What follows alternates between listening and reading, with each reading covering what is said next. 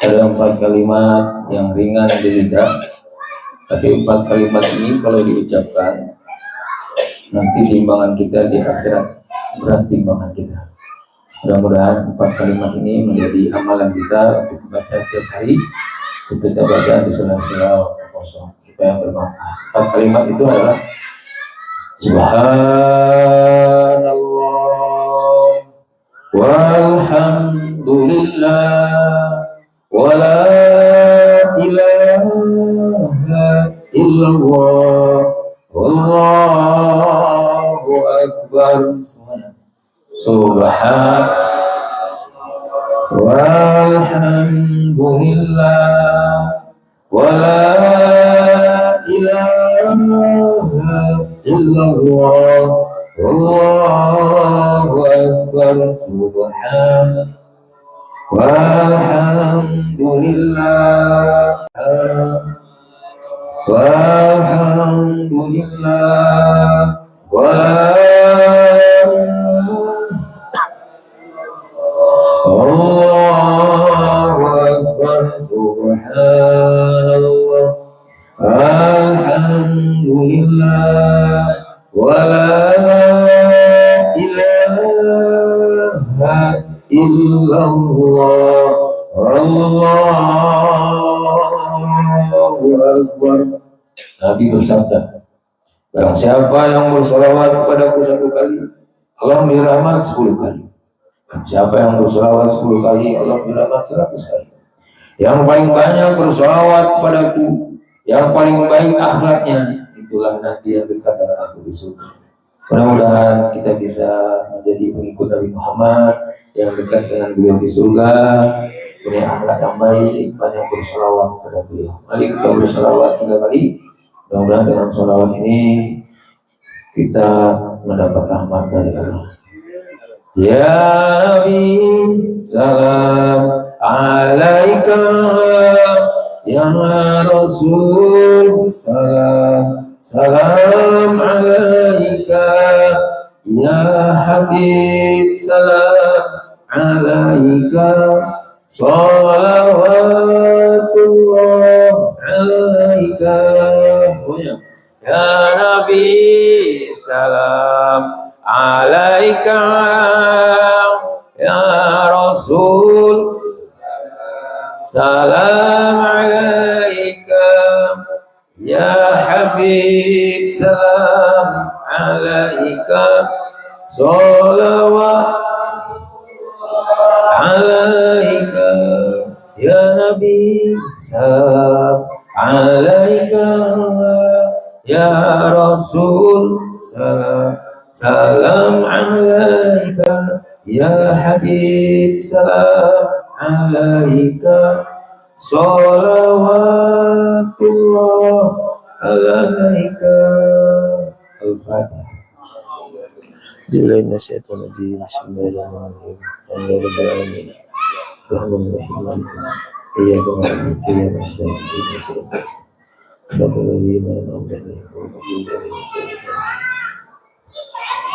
Assalamualaikum warahmatullahi wabarakatuh.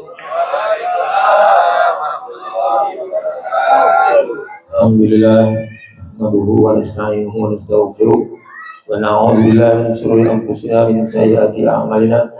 May yahdihillahu fala mudilla lahu wa may yudlil fala hadiya lahu. Nashhadu an la ilaha illallah wahdahu la syarika lahu. Rabbi shrah li sadri wa yassir li amri wahlul 'uqdatam min lisani yafqahu qawli. Ya Hayyu ya Qayyum bi rahmatika astaghfiru wa atubu ilaik. La haula wa la quwwata illa billahil azim. Rabbi a'udzu bika min hamazati sayyi'ati wa barakatuh. Wa inna billahi rabbil islam ijina bi nabi wa amin. Alhamdulillah amin. Pertama saya bersyukur, terima kasih bisa diundang di tempat yang luar biasa ini. Yang saya hormati, saya muliakan. Sebenarnya hadir nih Pak. DKM Ustadz Umar, ini Ustadz Syariat, dan bapak-bapak ketua panitia, Pak Maksud, Pak Marmo, Pak Nurdin, sebagian kenal Pak RT, siapa lagi nih, Pokoknya semua yang hadir di sini yang saya hormati, saya cintai karena Allah, ibu-ibu hadir sekalian. Tapi saya nggak ngira acaranya santai tapi serius nih. Sambil ngopi. Saya kira di kafe sambil minum kopi gitu. Ternyata alhamdulillah sholawat, alhamdulillah berkah nih ya. Saya diberi waktu kata Ustadz Umar tadi lebih kurang 1 jam ya, lebih kurang 30 menit materi, 30 menit tanya jawab insya Allah ya, langsung ya. Tapi supaya lebih lagi ini hafal semua nggak sholawat busro? Sholawat busro hafal ya? Kalau ini tim ibu-ibu yang biasanya hafal nih sholawat busro, aku hafal bu. Sholawat busro, coba kita sholawat busro 3 kali. Karena mudah-mudahan pertemuan ini mendapat kegembiraan. Sholawat busro ini sholawat yang terakhir, maksudnya ini dari Habib keluarga Habib Hasan Bahrut, Habib Sikap Bahrut ya, Dalwa ya, ya. Coba kita sholawat busro ya. Mudah-mudahan dengan kalau ada pakai itu ya. Berapa kali sholawat busro? 3 kali ya. Siap? Berapa kali Pak Ridwan? 3 kali ya. Coba sholawat busro Bapak Ibu. Karena sholawat busro ini fadilahnya pada saat kita menyampai tubasyiruna biha, itu kita niatnya apa? Misalnya badan kita lagi sakit, mudah-mudahan Allah menyembuhkan. Kalau kita lagi banyak hutang, banyak masalah, mudah-mudahan hutang kita dibayarkan oleh Allah. Ya, dengan salawat. Mudah-mudahan.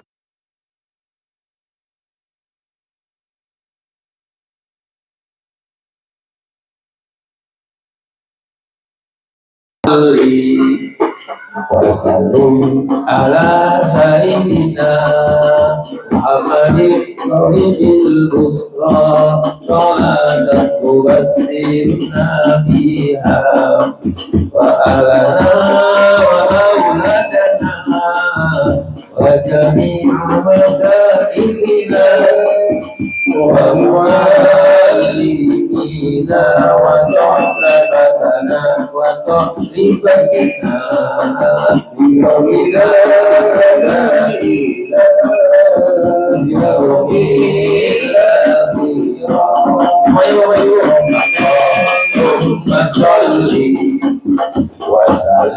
ala sayyidina Muhammadin sahibil sholatan mubassiruna biha wa alana وجميع مسائلنا ومؤلفينا وطلبتنا وطالبتنا بيومنا هذا إلى يوم الآخرة اللهم صل وسلم على سيدنا محمد صاحب البشرى صلاة تبشرنا بها وأهلنا وأولادنا وجميع مساجدنا ومعلمنا وطلبتنا وتعليمتنا بيومنا هذا إلى يوم الآخرة.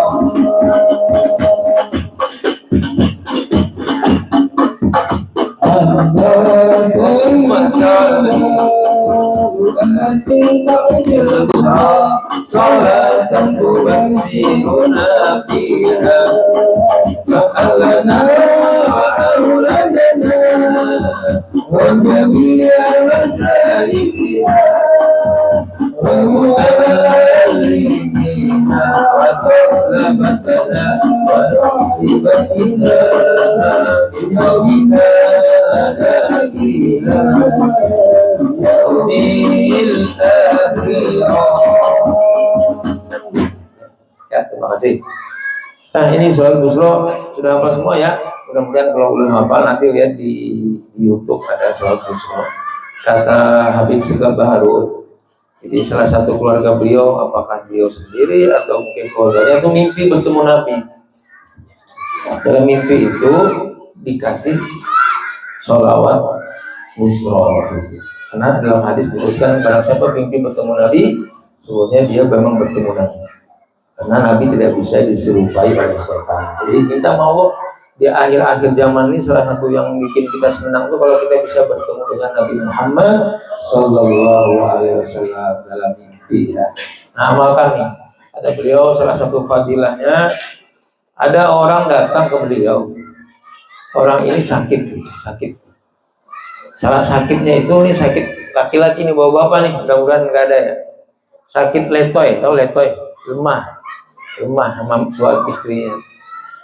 Minta ke Habib, ini gimana? Coba makan sholat busro. Nanti sampai habis subuh baca 41 kali. Habis sholat subuh baca 41 kali.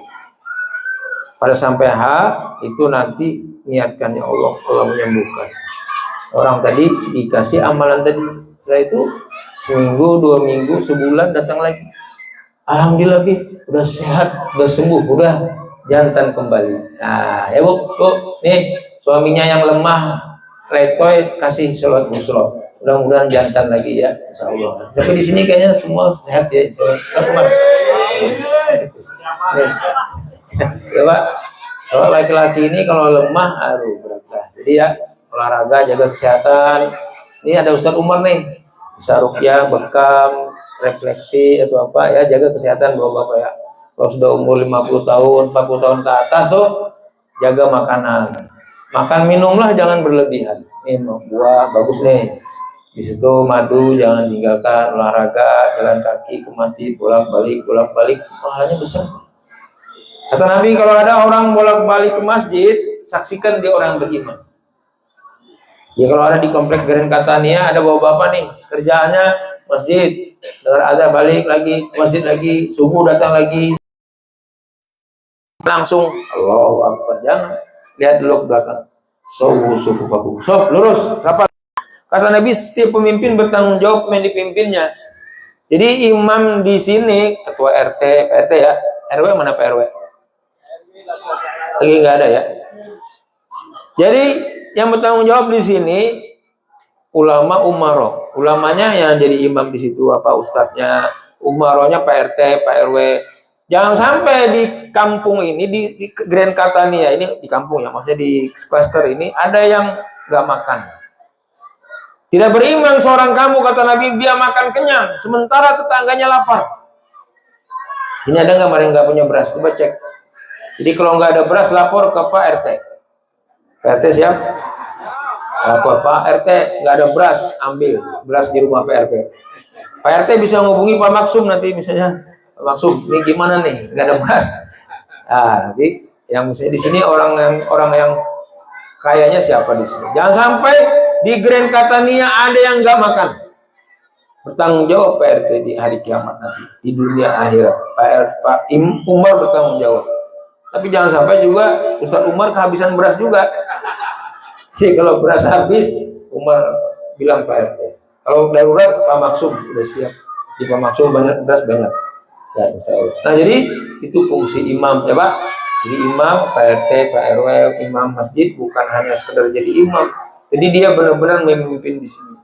Setelah itu yang bertanggung jawab siapa?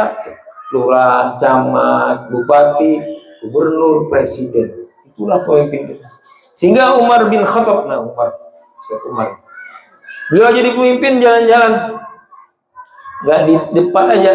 Jadi kalau misalnya sekarang ada pemimpin yang jalan-jalan ke gorong-gorong, kemana-mana, itu udah dari dulu dah. Umar bin Khattab yang duluan. Beliau jalan keliling, tiba-tiba beliau melihat ada seorang ibu masak makanan malam-malam.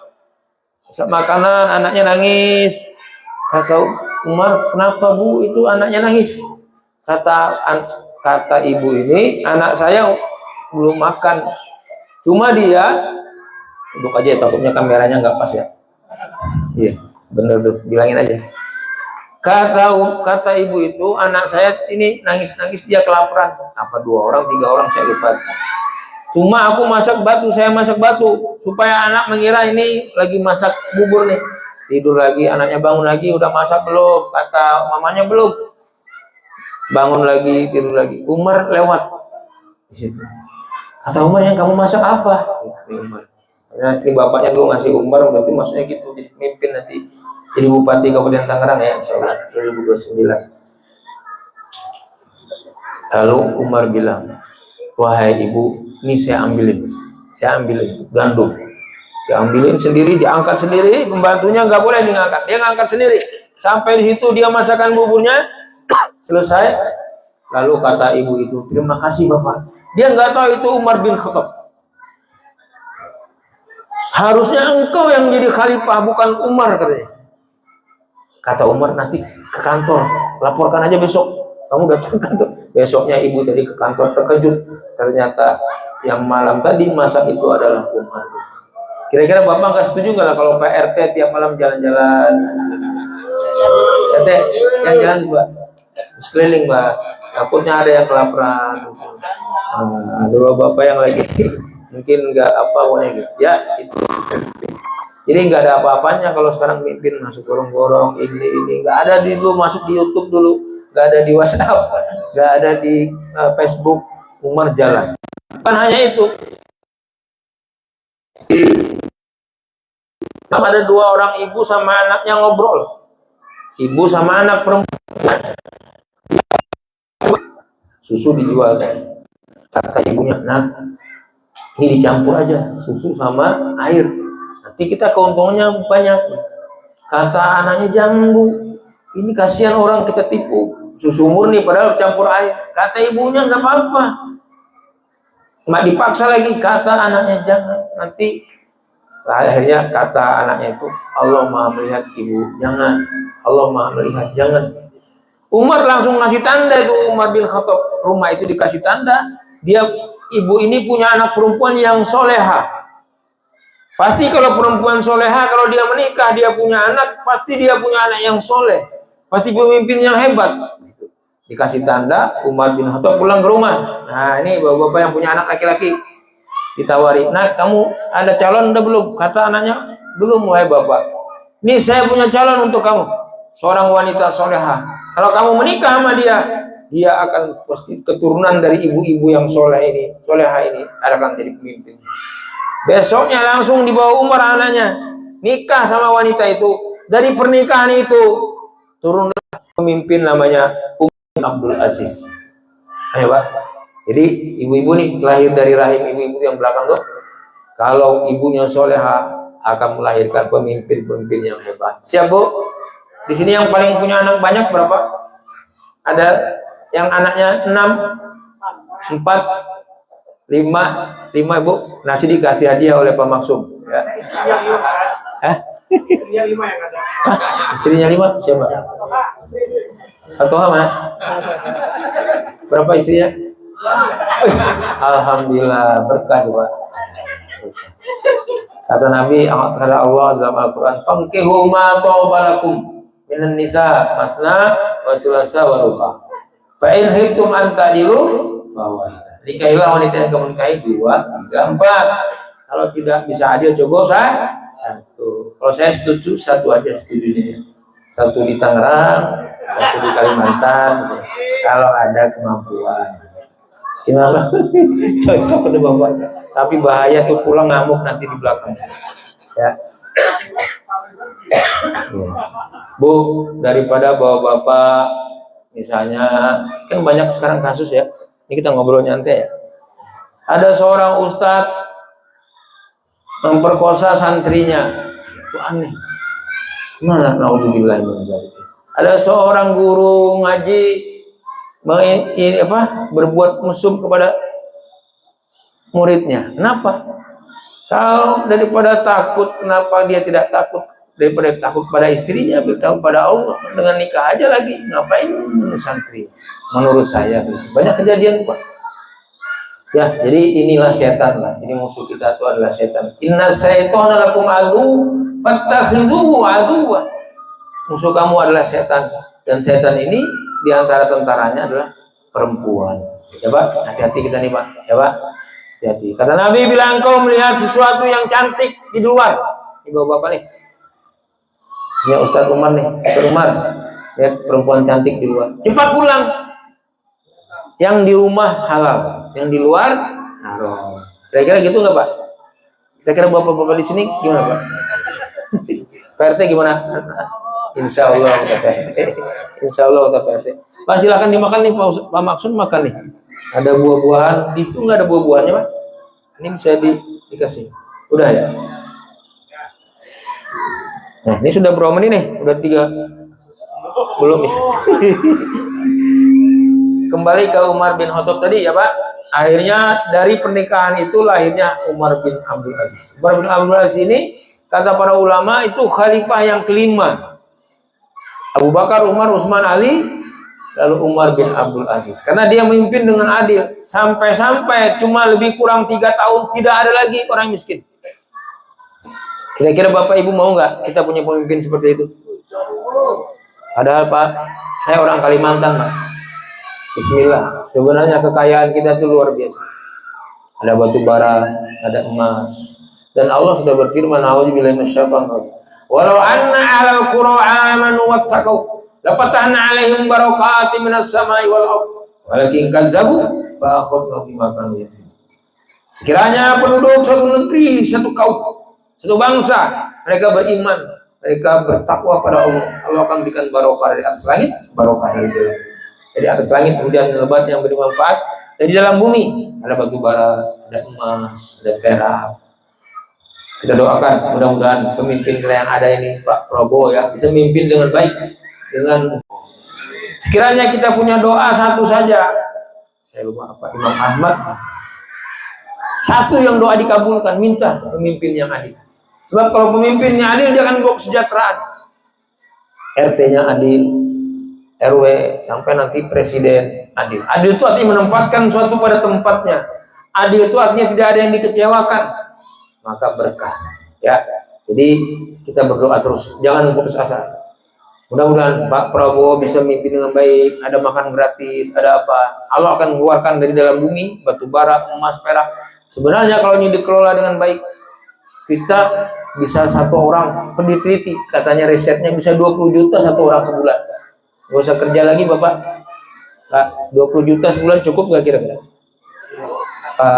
Pak, cukup gak 20 juta sebulan? Ustaz Umar, cukup ya? Cukup lah. Bu, kalau dikasih Bapak sebulan 10 juta cukup gak Bu? Kurang. Bagus nih, menarik ya. Nanti kita dialog. Nah, jadi tadi di awal saya udah membaca surah Al-Kautsar ya. Kita sama-sama baca a'udzubillahi minasyaitonir rajim. Bismillahirrahmanirrahim. Inna a'tainakal kautsar. Fasholli li rabbika wanhar. Inna syani'aka huwal abtar. Sungguhnya inna a'tainakal kautsar, kita itu diberi nikmat yang banyak. Katanya umat Nabi Muhammad itu nanti di akhirat ada telaga Kautsar. Nanti kita datang ke sana mengikuti sunnahnya, kita minum di telaga Kautsar. Bismillah. Karena minum yang benar tuh bisa jadi ini minum ya. Sorry. Ini air putih. Ini Syekh Mutawali Asy-Sya'rawi beritahu cara minum Nabi Muhammad. Baca Bismillah. Bismillahirrahmanirrahim. Alhamdulillah. Bismillahirrahmanirrahim. Alhamdulillah. Bismillahirrahmanirrahim. Alhamdulillah. Coba praktekkan Pak, tuh ada ayat di depannya. Bismillah Bu, Bismillah. Tangan kanan jangan tangan kiri. Saya tuh ada yang tangan kiri. Baca Bismillah. Ya gulam, sambillah baca Bismillah. Bismillahirrahmanirrahim. Alhamdulillah. Mau kopi, mau teh, happy. Kata saya Mutawali Asy-Sya'rawi, selama air itu berada di dalam tubuh kita, setan tidak akan bisa menggoda kita untuk berbuat maksiat. Tuh, luar biasa kan? Bismillahirrahmanirrahim. Alhamdulillah. Masuklah air ini ke dalam tubuh. Setan tidak bisa dengan air itu tadi, kan mengalir dia Pak. Jadi energi. Energi nanti kita sholat subuh. Kita melakukan apa? Itu tidak akan berbuat maksiat. Berarti jangan lupa setiap Nabi pernah makan sama anak-anak. Kata Nabi, ya gulam, sambillah, kul biyamini, wa kul mimma yali. Hai anak, makanlah dengan tangan kanan. Bacalah, ambil yang terdekat. Saya dulu sama Ustadz Umar nih, hampir 10 tahun di An-Nur, buka praktek ruqyah dulu di An-Nur. Itu yang antri banyak dari pagi sampai sore. Itu siangnya malam lagi datang. Tolong yang aneh, ada ustadz kesurupan. Orang biasa ternyata ustadz ini minumnya tangan kanan kiri. Nah itu aneh tuh, ada ustadz makan minum tangan kiri. Setan masuk lewat sini dia. Jadi hati-hati ya Bapak Ibu, jangan makan kecuali tangan kanan. Nabi pernah melihat setan itu muntah karena dia muntahkan lagi. Ya, jadi Bapak Ibu ya, jaga anak-anaknya ya. Nah, makan baca bismillah dulu, tangan kanan. Makan yang terdekat. Nah, ini pendidikan anak. Itu ada anak kecil. Itu siapa namanya tuh? Pak Haji, nah, yang kecil ya. Nanti baca bismillah ya, tangan kanan. Nanti Bapak Ibunya kalau makan minum tangan kiri tegur. Ya. Nah, Bapak Ibu, jadi kita diberi nikmat yang banyak. Inna a'tayna kal kautsar. Fasholli li rabbika wanhar. Dan hendaklah kita sholat dan berkurbanlah. Jadi sholat subuh di sini berapa sop? Ustaz? Berapa sop? 6 sop, alhamdulillah. Bagus berarti. 6 sop. Kata Nabi, barang siapa yang sholat subuh berjamaah bi zimmatillah, dalam naungan Allah pada hari itu. Ya, Pak, jangan sampai sholat subuh enggak di masjid ya, Pak. Banyak kejadian di Citra ini. Saya di Geraha Indira tinggalnya. Itu ada dulu kita imam. Sekarang alhamdulillah Geraha Indira itu hampir 8 sop, hampir penuh tuh masjid. Saya bersyukur ya Allah, terima kasih ya Allah. Ada semangat. Ya, jadi ini Bapak cari keliling di sini. Siapa bapak-bapak yang belum sholat subuh? Tetangganya gitu. Ya, ketuk, tok. Gitu. Pak RT siap-siap. Kata Nabi, gantikan aku jadi imam. Ini ancaman Nabi, tapi jangan dilakukan ya Pak. Gantikan aku jadi imam. Nanti aku akan keliling. Siapa yang tidak sholat, aku bakar rumahnya.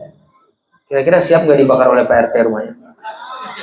Pak, maksudnya Nabi itu, Nabi nggak pernah membakar rumah orang. Cuma Nabi mengancam maksudnya, daripada kalian nanti dibakar di api neraka. Dibakar nanti di akhirat, lebih baik dibakar di dunia. Maksudnya begitu ancamannya. Jadi mulai subuh besok semangat ya. Mulai subuh ya.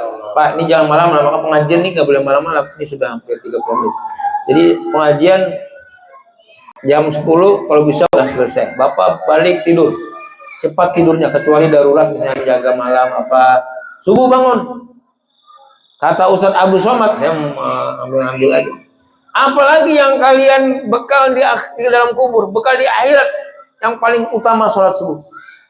Hanya kalau ada orang sholat subuh berjamaah di masjid, lalu dia meninggal hari itu, surga. Siap nggak Pak? Pak, siap masuk surga Pak? Sholat subuh ya, jangan sampai nggak berjamaah. Bu, suaminya bangun nggak subuh? Kalau nggak bangun ambil air. Bangunkan, Bapak bangun gitu. Habis itu jangan dikasih jatah kalau sholat subuhnya nggak beres. Kalau tahan dulu, sholat subuh berjamaah. Ya, semangat mulai besok tekad. Pokoknya saya sholat subuh berjamaah di masjid. Kata Nabi, barang siapa yang sholat subuh berjamaah di masjid, lalu dia duduk zikir atau taklim, nanti sampai suruk. Cara ngitung waktu suruk itu berapa menit? Kata Ustadz Adi Hidayat, 1 jam tambah 30 menit. Jadi misalnya subuh jam 4.43 misalnya, tambah 1 jam, berarti jam 5, tambah 30 menit, berarti jam 5.53. Ya, lalu dia sholat 2 rakaat. Hadis Tirmidzi, dia dapat pahala haji dan umroh tambah sempurna. Ya, Pak, kalau bisa hari Minggu jangan pulang tuh, duduk aja baca Quran 1 juz, ada taklim, ya subuh, sholat subuh. Tapi tetap harus haji, tetap harus umroh, pahalanya aja dapat. Siap nggak Pak? Ibu-ibu boleh di masjid. Kalau ibu-ibu boleh di rumah. Tapi utama bawa bapak di masjid. Kalau bagus ibu-ibu di masjid boleh. Karena makanya Nabi itu kadang-kadang jadi imam, dia melihat ke belakang, ibu-ibu ikut berjamaah. Nabi membolehkan. Ya, ibu-ibu boleh ikut berjamaah. Nah, mulai besok subuh berjamaah di masjid. Inna a'tainakal kautsar. Fasholli li rabbika.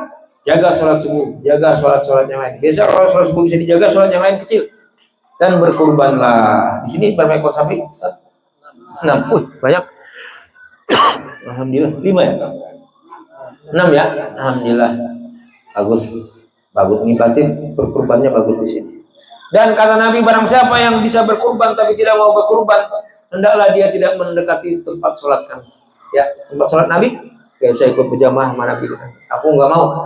Karena Imam Syafi'i sunat muakkad. Tapi kalau Imam Hanafi wajib. Saya baru pulang dari Turki, lebih kurang 10 hari ngantar bantuan ke orang-orang Turki itu kurbannya banyak dia. Karena dia kayak orang kita, apa nih? Apa namanya, zakat fitrah per orang, karena kan wajib, dia wajib, berarti dia per orang. Coba bayangkan, satu orang 7 orang 1 ekor sapi, 7 orang 1 ekor sapi, berarti banyak banget sapinya. Kita kan orang yang mampu aja, kita kalau fitrah itu kan mau mampu nggak mampu fitrah keluarin. Nah, Imam Hanafi pokoknya dia harus keluar, dia harus berkurban. Kalau dia nggak berkurban, nanti diambil hartanya itu dalam bentuk penyakit, tiba-tiba kena musibah, atau usahanya gagal. Begitu kata menurut saya tanya, kenapa begitu? Ya kami menganggap kalau kami nggak berkurban bisa diambil Allah nanti harta kami lewat penyakit, bisa lewat itu. Oh, saya terkejut juga. Wah, benar juga. Tapi Imam Syafi'i ngambil yang ringan, sunat muakkad, hampir wajib bagi orang yang mampu. Kalau nggak mampu berat juga kita ya, yang beli ayamnya bagi-bagi. Maksudnya gitu ya. Nah, jadi bersolatlah dan berkurbanlah. Fasholli li rabbika wanhar, inna syani'aka huwal abtar. Dan ini keturunan Nabi ya. Ini polemik keturunan Nabi. Nabi itu dianggap oleh orang-orang tidak punya keturunan karena anak-anak Nabi yang laki-laki meninggal.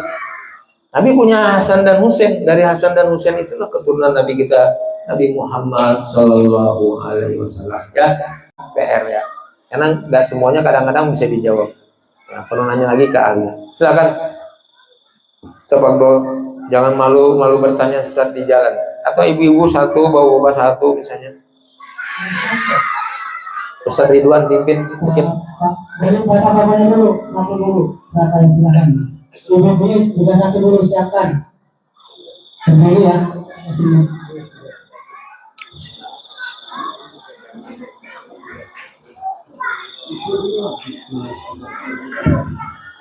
Ayo ibu-ibu, sesuai tema tadi nggak apa-apa juga ya. Ayo Bu, ada yang ditanyakan? Yang bertanya dapat hadiah umroh. Insya Allah doakan supaya bisa berangkat umroh. Ya Pak Masuk ketawa nih. Ibu bertanya? Ada kamu ya? Bapak-bapaknya silakan. Nah, ada nih bapak-bapak satu nih Pak.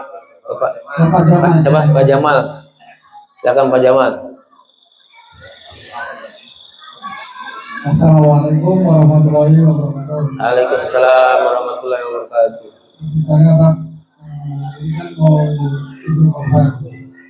Katanya Idul Kurban itu yang berkorban tidak boleh potong itu benar mana?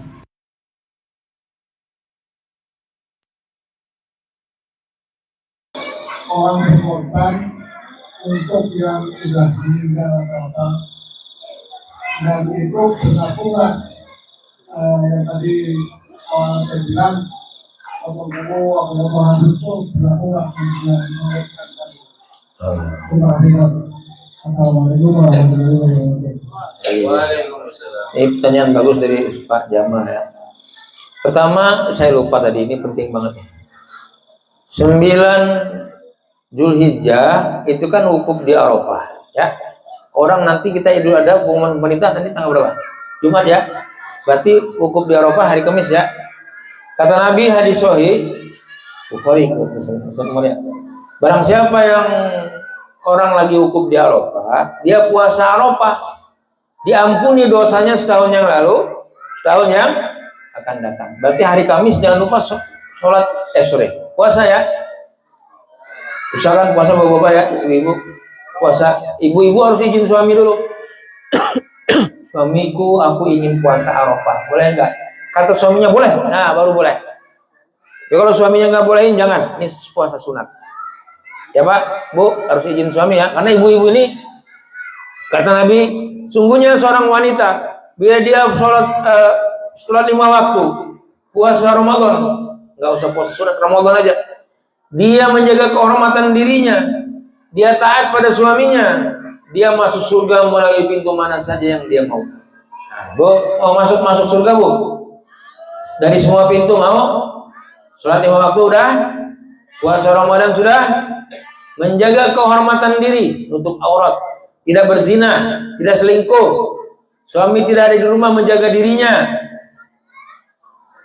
Taat pada suaminya. Dia masuk surga melalui pintu mana saja yang dia mau. Nah, coba hafalkan, Pak. Nanti bilangin istrinya. 1, 2, 3, 4. Wanita gampang masuk surganya. Bapak-bapak lebih berat. Nah, puasa Arafah ya, sama-sama hari Kamis. Diampuni dosa kita setahun yang lalu, setahun yang akan datang. Nah, lalu motong kuku tadi, ya benar itu, Pak. Itu benar, itu ada hadisnya itu. Jadi kita tidak perlu udah berkurban, jangan dulu dipotong.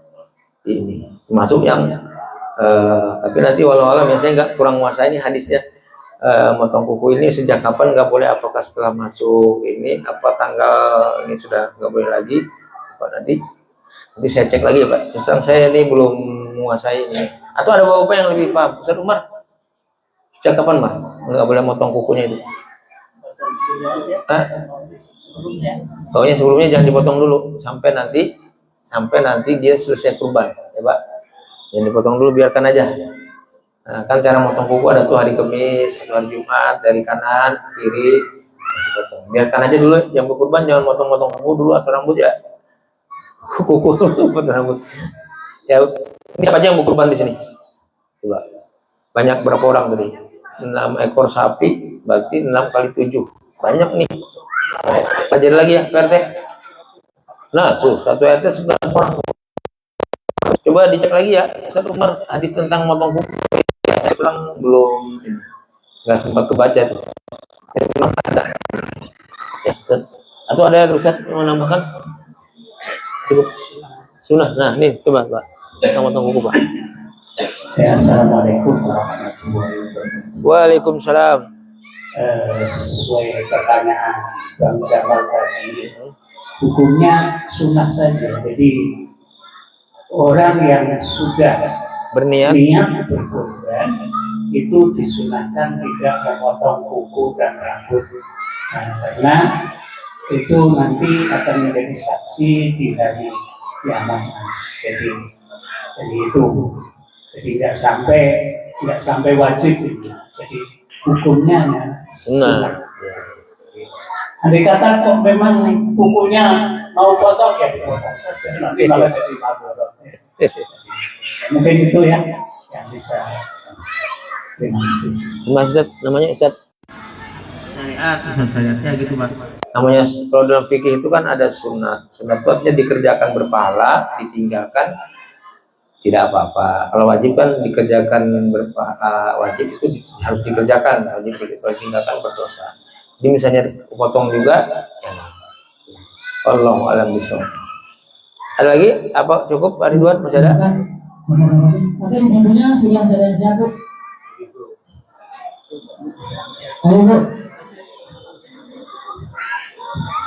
Tadi itu beliau menanya belum Mama Rido, namanya. untuk orang tua yang kita ini. Ayo. Apakah dia juga? Melihat penutupan ini sama juga nggak itu? Malina, Malina. Berarti ya. Beliau Atau bapak-bapaknya satu yang sedang berjalan. Oh, ya Pak Jamal. Tadi kan untuk mewakili orang tua berkurban ya, sama juga, sunat juga, ya. Yang untuk yang mewakili orang tuanya berkurban, dia nggak, kalau bisa nggak motong kuku juga. Tapi kalau ingin motong kan udah panjang banget ya. Kata Ustaz Syariat tadi sunat, ya. Baik yang dia sendiri berkurban atau yang mewakili orang tuanya berkurban. Jelas ya Pak Jamal? Ibu-ibu ada pertanyaan? Satu lagi. Kalau nggak ada, saya ada sedikit cerita Mas. Jadi dari Umar bin Khattab juga nih, masalah ibu-ibu nih. Jadi kita kalau menghadapi ibu-ibu nih, kata kalau di YouTube tuh ini adalah apa istilahnya ibu-ibu? Pokoknya mereka lain daripada yang lain lah. Apa namanya? Ras terkuat. Jadi gini Pak, pada suatu hari, ini kan ada di mudah-mudahan bermanfaat untuk saya sendiri, untuk kita semua, bagaimana menghadapi ibu-ibu. Ras terkuat di muka bumi. Umar bin Khattab itu seorang khalifah. Beliau didatangi oleh seorang laki-laki yang mau melaporkan tentang perilaku istrinya. Mungkin perilaku istrinya sama istri kita di rumah. Sama aja Pak, mau istri kiai, istri Habib, istri orang biasa, ibu-ibu sama aja Pak. Istri Pak Maksum, istri Bapak, istri Pak RT, sama aja mesti, nggak jauh. Dia mau melaporkan, wahai Umar. Dia ketuk pintu, tok tok tok tok tok tok. Ternyata pas dia mau melaporkan, Umar bin Khattab pun sedang diomelin istrinya. Kira-kira di sini ada yang sering diomelin istri? Ada nggak Pak? Benar. Berarti nggak normal istrinya. Yang normal tuh dia harus ngomel tuh. Ya, nggak beda maksudnya. Pas dia mau melaporkan, dia dengar. Tapi Umar diam saja. Umar, dia khalifah. Umar tuh kalau jalan aja setan lari. Jadi omelan istri itu bukan gangguan setan, bukan. Dia memang sifatnya seperti itu. Biasanya wanita tuh kalau lagi kelelahan ngomel, atau ngurus anak lelah dia ngomel-ngomel, atau duitnya lagi habis, nah aku ngomel tuh. Betul nggak Bu? Bu, betul apa betul? Betul. Tapi Umar diam saja, lalu dia keluar. Ada apa kata orang tadi? Tadi saya mau lapor, saya nggak jadi. Kenapa nggak jadi? Pak RT misalnya dilaporin. Biasanya kan kalau ada yang berantem, Pak RT. Karena saya jadi RT sempat lebih kurang 3 tahun juga, berarti digerain gila RT. Jadi tahulah ada masalah Pak RT lagi, PRW, Pak RT. Kata Umar, duduk sini, kita ngopi dulu. Nah ini benar nih kalau ngopi gini. Ini kamu kenapa nggak jadi lapor? Saya tadi mau lapor, ternyata kamu juga sama saya diomelin istri. Padahal kamu khalifah aja. Diomelin ras terkuat di muka bumi. Kata Umar gini, kenapa aku diam saja?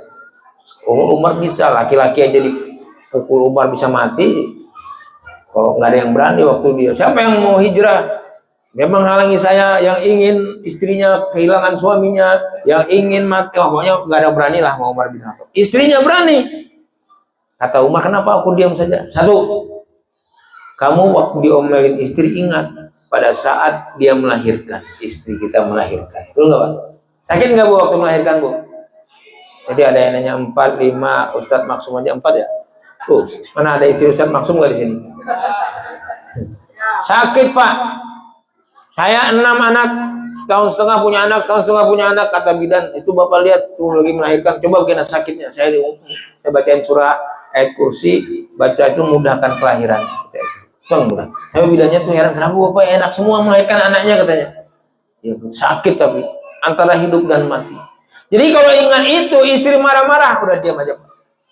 Nggak ada apa-apanya kita diomelin dia, biarin aja. Kata Ustadz Dasat Latif, ambil obat tidur.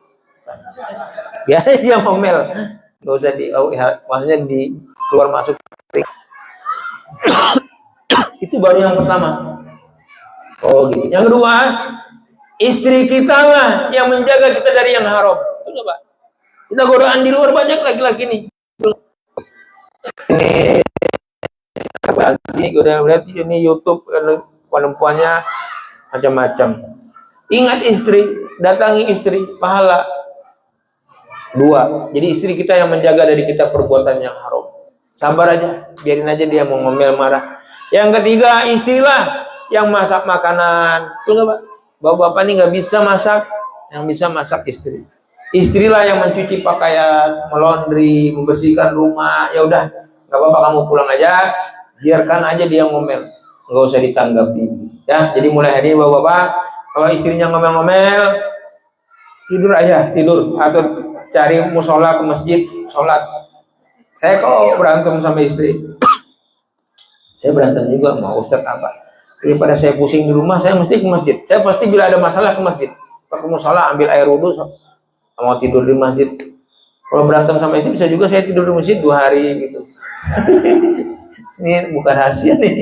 Rasanya manusia perempuan memang gitu.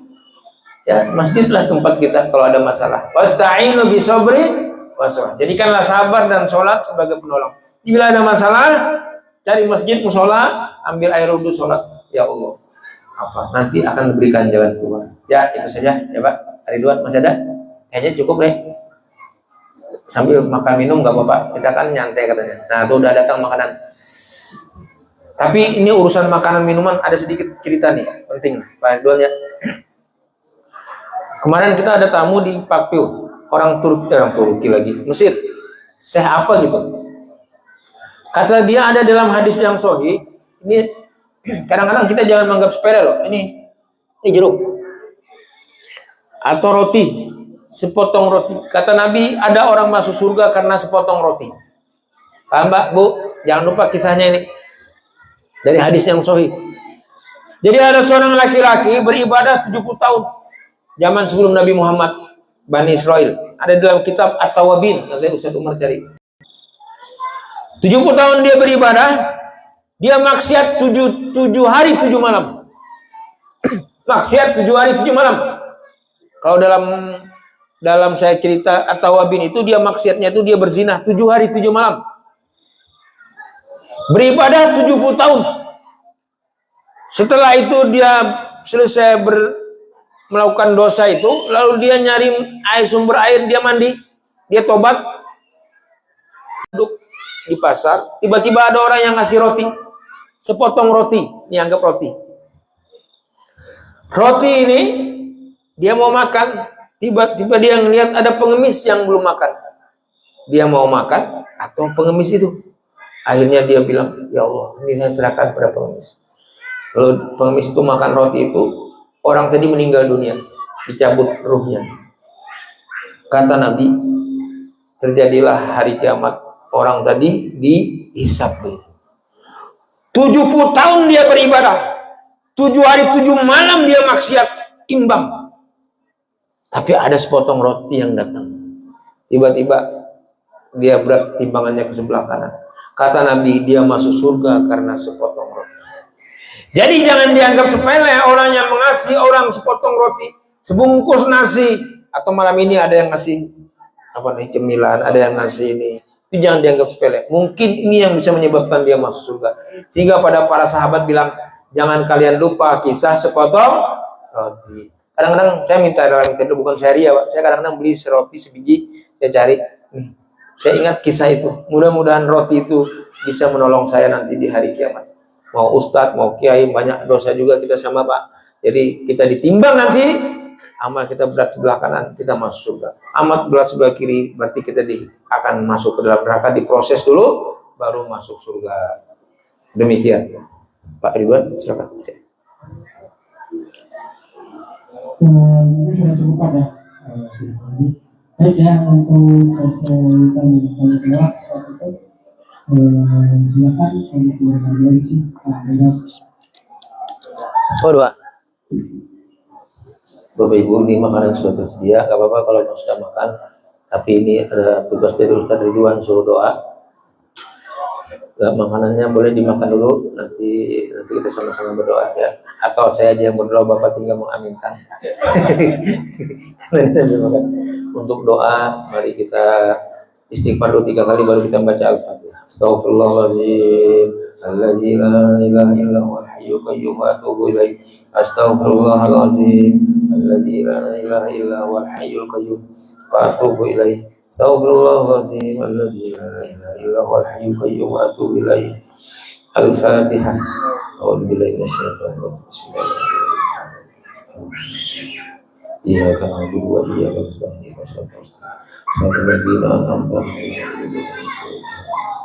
Angkat tangannya.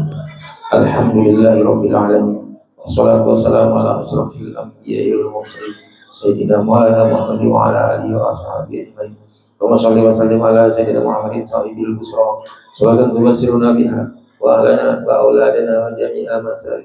Mu'allimina wa talibatan wa talibatin min yawmina hadha ila bil akhirah. La ilaha illa anta subhanaka inna kunna minaz zalimin. Allahumma inna nas'aluka bi annana nashhadu annaka antallahu la ilaha illa antal ahad as-samad alladzi lam yalid wa lam yulad wa lam yakul lahu kufuwan ahad. Allahumma ighfir lana dzunubana wa liwalidina warhamhuma kama rabbawna shighara. Jamil muslimin wal muslimat wal mu'minin wal mu'minat al ahya'i minhum bi rahmatika ya arhamar rahimin. Ya Allah, ampunilah dosa kami, dosa kedua orang tua kami. Sayangi mereka ya Allah sebagaimana mereka menyayangi kami di waktu kecil. Ampunilah dosa kaum muslimin dan muslimat, baik yang masih hidup ataupun yang sudah meninggal dunia. Rabbana zalamna anfusana wa illam taghfir lana wa tarhamna lanakunanna minal khasirin. Rabbana la tuzigh qulubana ba'da idh hadaytana wa hab lana min ladunka rahmatan innaka antal wahhab. Rabbana hab lana min azwajina wa dhurriyyatina qurrata a'yun waj'alna lil muttaqina imama. Rabbi ij'alna muqimat salati min dhurriyyatina. Allahumma aslih lana dinana alladhi huwa ismatu amrina wa aslih lana dunyana allati fiha ma'ashuna wa aslih lana akhiratana allati ilaiha ma'aduna waj'al al-hayata ziyadatan lana fi kulli khairin waj'al al-mauta rahatan lana. Ya Allah, perbaikilah agama kami, karena dengan agama ini baik urusan kami. Perbaikilah kehidupan kami di dunia ini ya Allah, karena di dunia inilah tempat kami hidup.